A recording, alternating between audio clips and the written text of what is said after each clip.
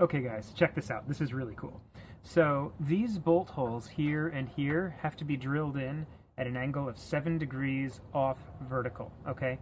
And I was thinking to myself, how am I going to do that hand drilling to get that 7-degree angle, right? I'm going to have to like hold a protractor with one hand and then drill with another, or I'm going to have to like make a wooden guide so that I can come in at exactly 7 degrees.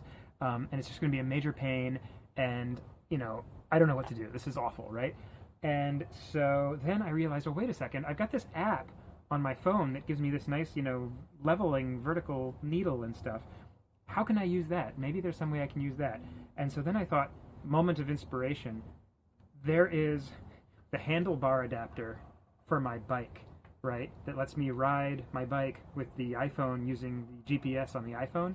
And I was like, I wonder if I can attach that to the torque bar on the drill. And you can, and it totally works. So check this out.